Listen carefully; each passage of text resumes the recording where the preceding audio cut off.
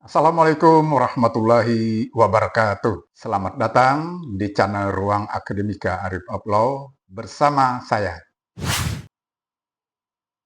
Materi kita pada episode ini adalah mengenai Barjen atau pengakuan bersalah dalam KUHP baru.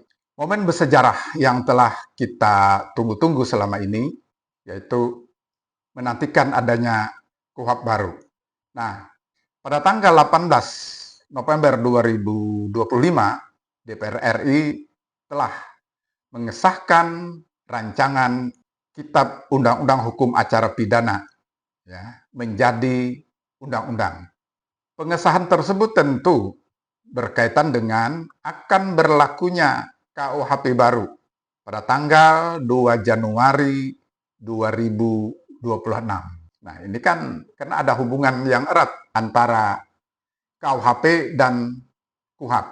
Salah satu poin penting diadopsinya plea bargain atau pengakuan bersalah itu ke dalam KUHP baru tepatnya diatur di dalam pasal 78. Nah, judulnya dalam pasal itu bagian ketiga pengakuan bersalah. Nah, pengakuan bersalah itu terkait kebutuhan saat ini, yaitu adanya suatu mekanisme yang dapat menciptakan keseimbangan antara terjadinya kejahatan dan penghukuman terhadap para pelaku tersebut. Plea bargain adalah salah satu metode yang dapat digunakan untuk mengurangi beban pengadilan. Pengakuan bersalah yang diatur dalam pasal 78 tersebut dapat dilakukan dengan ketentuan sebagai berikut. Jadi ada syarat para sahabat akademika, yaitu terdakwa melakukan tindak pidana untuk pertama kalinya. Yang kedua, tindak pidana tersebut diancam dengan pidana penjara tidak lebih dari 5 tahun atau denda paling banyak kategori 5. Jadi kategori 5 itu setara dengan 500 juta rupiah.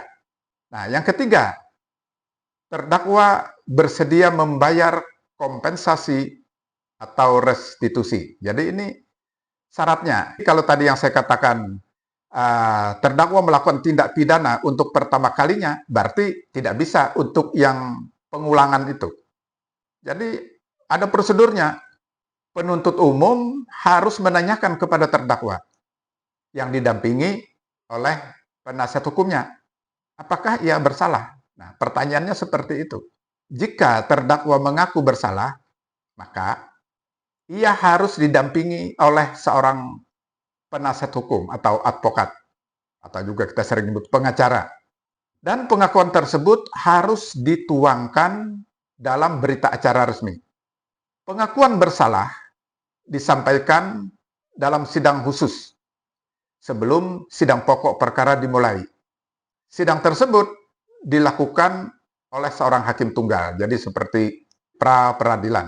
Nah, jika pengakuan bersalah disetujui, maka dibuat suatu perjanjian tertulis antara penuntut umum dan terdakwa dengan persetujuan hakim.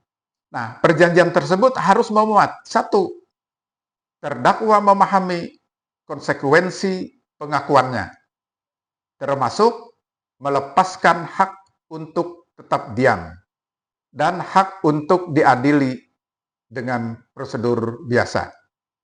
Jadi yang saya sebutkan tadi, melepaskan hak untuk tetap diam. Dengan pengakuan bersalah, maka hak ini dilepaskan.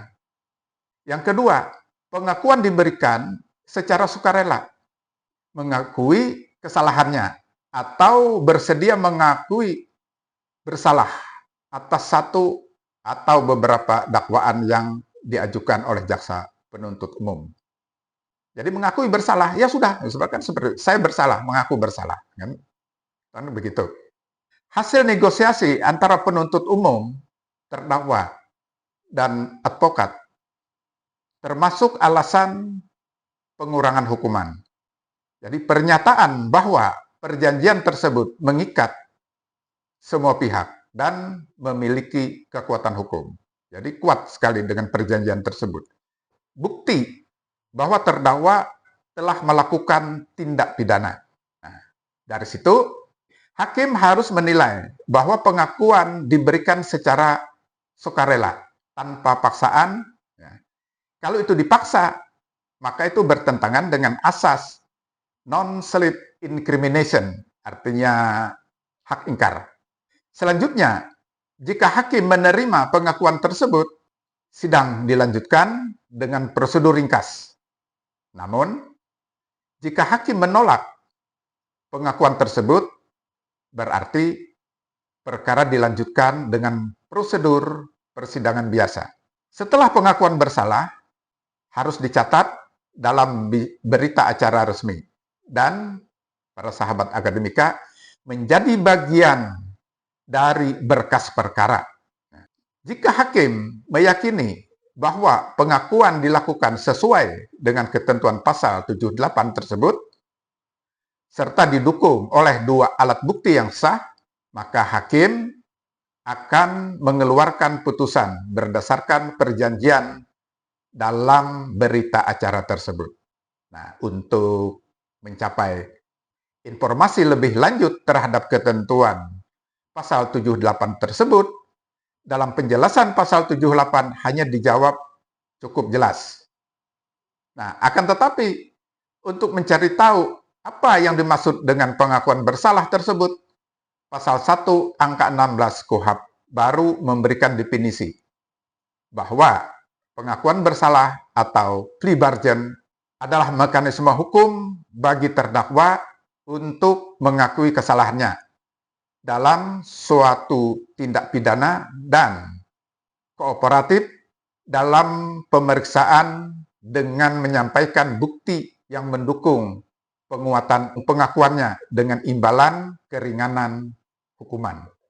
Jadi dengan pengakuan bersalah itu ada harapan pengurangan hukumannya.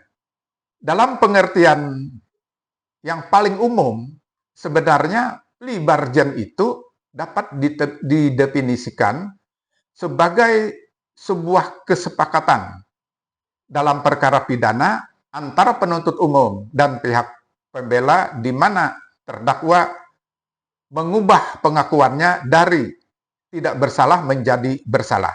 Sebagai imbalan atas suatu penawaran dari penuntut umum atau ketika hakim secara informal memberi tahu bahwa ia akan meringankan hukuman jika terdakwa mengaku bersalah.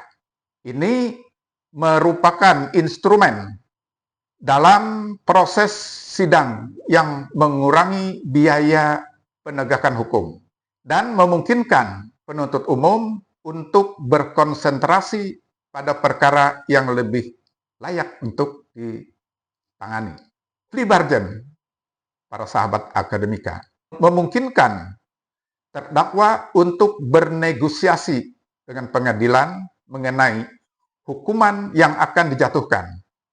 Salah satu aspek kuncinya bahwa fakta-fakta yang dinyatakan dalam permohonan plea bargain tersebut tidak dimaksudkan untuk digunakan tujuan lain.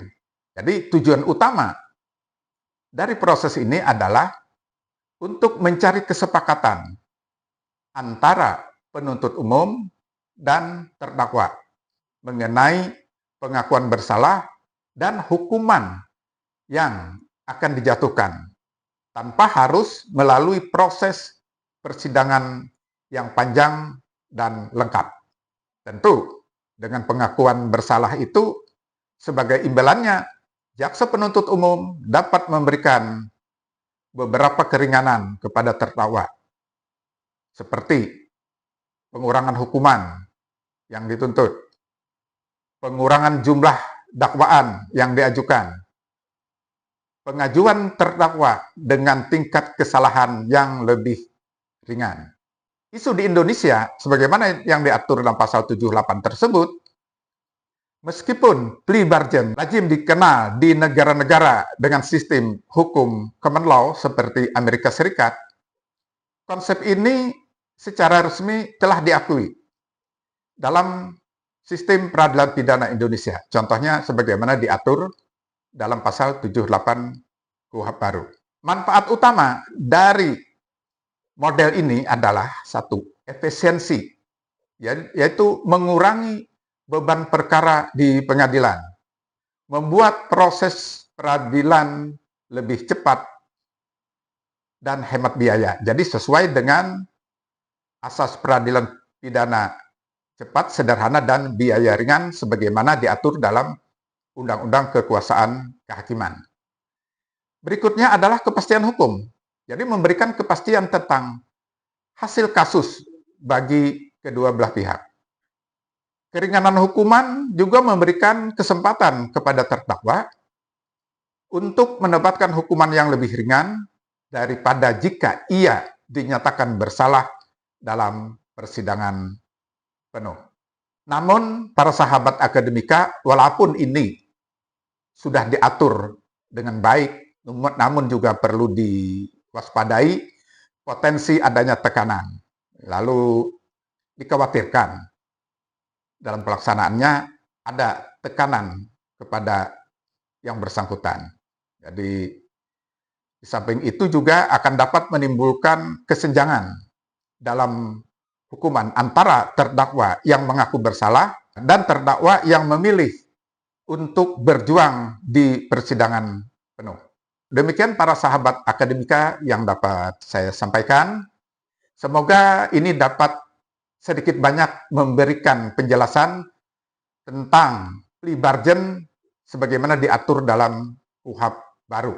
Karena kita mencari dalam penjelasan pasal 78 itu tidak ada penjelasan yang lebih, hanya dikatakan cukup jelas. Padahal kita mungkin ingin mencari penjelasannya. Demikian, wassalamualaikum warahmatullahi wabarakatuh.